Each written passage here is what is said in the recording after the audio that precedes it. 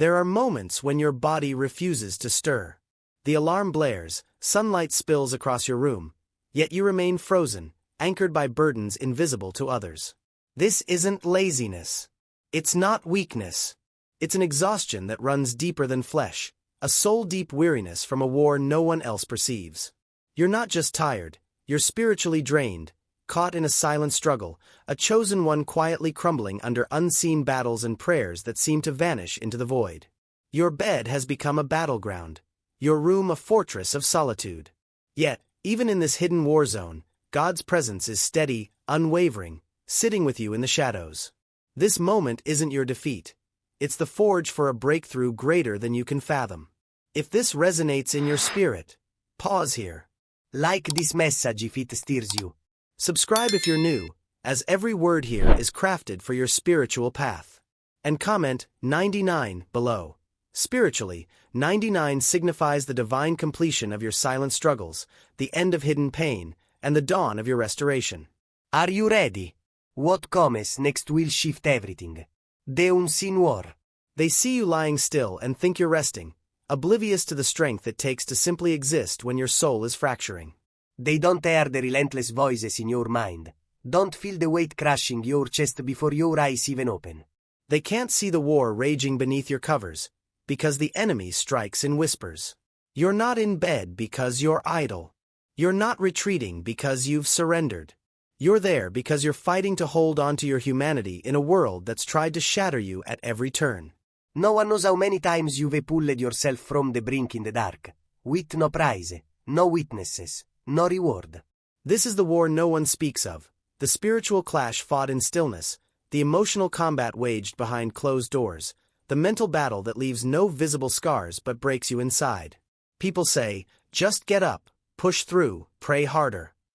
They don't know that rising feels like scaling a cliff with no air, that praying feels like shouting into an abyss, that pushing through demands strength you haven't felt in weeks. You've mastered the art of masking it, smiling while your soul screams, functioning while your heart falters, showing up when every fiber begs to vanish. What they call weakness, heaven calls endurance. What they see as avoidance, heaven knows as warfare. Chosen ones don't always wield swords. Sometimes, your greatest weapon is choosing to breathe one more day, to refuse the darkness when it whispers your name. Even when your body lies still, your spirit fights on. There are battles won without movement, victories claimed without sound, miracles born in the quiet.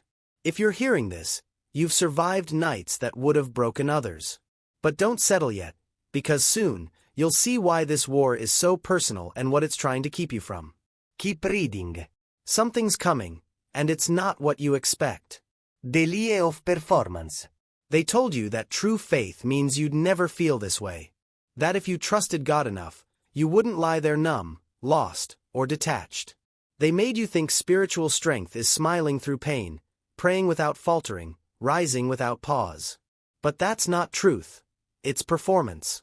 What you're enduring isn't a lack of faith. It's proof you've been on the front lines of a spiritual war too long, with no one to relieve you.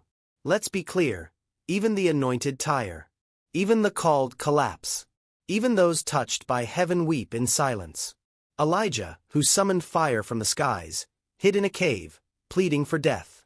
Jeremiah, the weeping prophet, carried sorrow as his mantle. Even Jesus in Gethsemane bore such weight that his sweat became blood. So why do you think your exhaustion disqualifies you? Why believe your tiredness means you're no longer chosen? Your fatigue doesn't make you weak, it makes you real. You've held it together for so long, praying for others while no one prays for you, showing up for those who'd never carry you back. You've answered calls, dried tears, lifted souls, while your own spirit unraveled.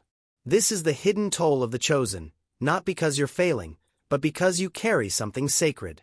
Chosen ones aren't just born with purpose, they're forged through fire.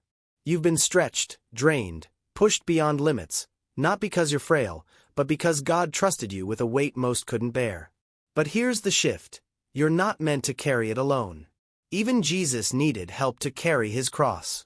So why do you try to prove your strength in silence? Your exhaustion isn't failure, it's an invitation to slow down, to release what's not yours to bear, to stop pretending you're fine when you're bleeding inside. There's a rest the world can't give, a peace not found in sleep but in laying down what you were never meant to carry solo. When you surrender, something shifts, not with fanfare, but in the quiet between breakdown and breakthrough. The next part reveals where your true enemy hides, often not outside, but within your own mind. Keep reading. Your freedom is closer than it feels. The bed as a battlefield. For most, a bed is a haven of rest, a place to let go. For you, the chosen one, it's something else. A war zone. When the world quiets, the whispers begin. Not loud, but insidious, disguised as your own thoughts. You're not enough. You're falling behind. God has forgotten you. In the stillness, with the lights off and your heart pounding, those lies feel like truth.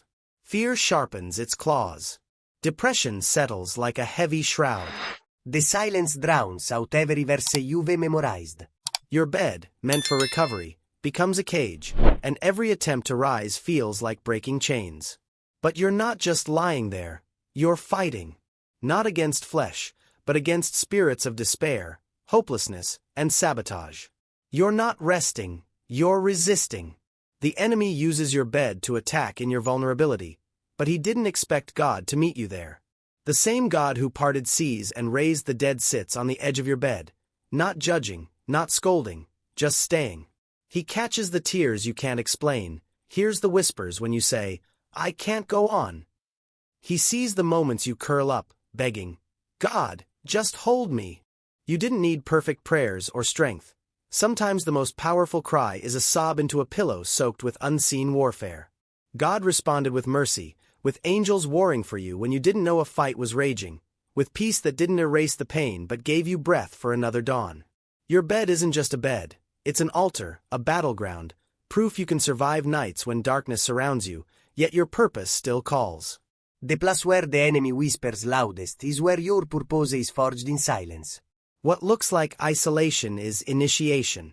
The next part explores why your soul feels what others can't, and why that's the key to your destiny. The gift of sensitivity. You've walked into rooms and felt the air shift. No words, no glances, just a heaviness, a thickness, a tightening in your chest. You've woken with sadness that wasn't yours, anxiety from nowhere, emotions crashing without warning. You wondered, what's wrong with me? But hear this. Nothing is wrong. You're not too sensitive. You're not overreacting. You're spiritually wired, designed by God to sense what others miss. This gift comes with a cost. You weren't made to blend in. You were built to shift atmospheres without a word, to feel pain before it's spoken, to sense deception behind smiles, to detect danger before it strikes. That's why small talk drains you, why shallow connections exhaust you, why you crave depth and truth, why some people feel unbearable. You were never meant to be ordinary. You were made to perceive the hidden. But this perception brings pain. You carry burdens not yours to hold. Mourn what others mock. Pray for those who curse you. Cry for those who did never cry for you. You isolate not because you're broken, but because you're overwhelmed by what your spirit absorbs. Rest doesn't always heal, because sleep doesn't clear spiritual weight. Only God's presence does. He alone understands your sensitivity's language. You're not unstable. You're prophetically tuned. You hear heaven louder, sense attacks faster, feel divine grief while others chase distractions. The enemy wants you to see your sensitivity as weakness, to silence your discernment, to numb your awareness. But it's your signal, how heaven speaks, how angels warn, how the Spirit guides. You weren't called to be ordinary. Ordinary people don't weep for nations or pray for strangers. You're spiritually awake, dangerous to darkness. Yes, it's exhausting. Yes, it's lonely. But it's your design, your assignment. The next part reveals the final war, against your very desire to keep going, and why it's intensifying now. The war on your will. No one talks about this.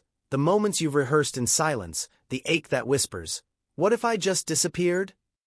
Not for drama, not for attention, but because everything feels too loud, too heavy. You've craved absence, not peace.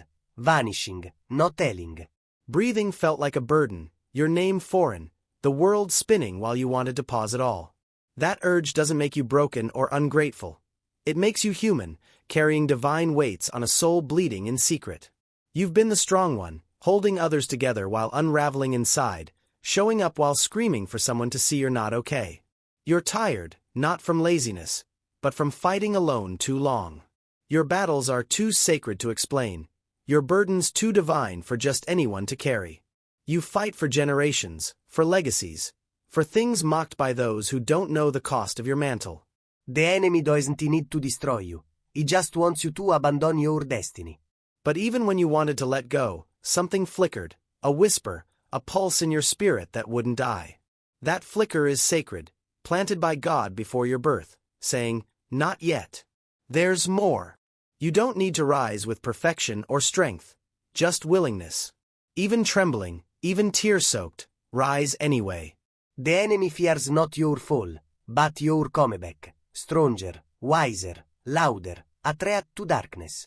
The moment you almost quit was the moment before everything shifts.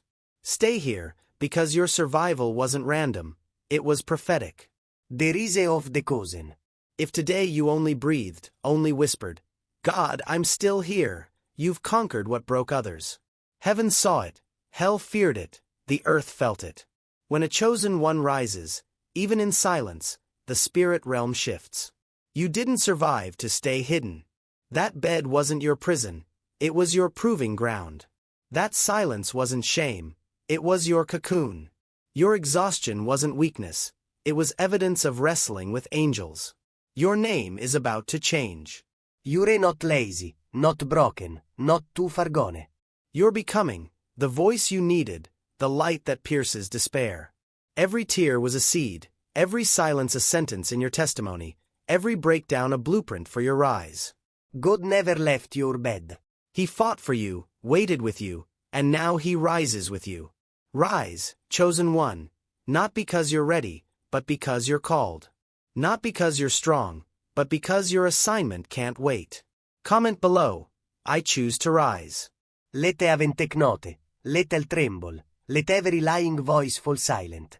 You're not done, you're just beginning. When your feet touch the floor, the ground will know a warrior stood up. Everything shifts now.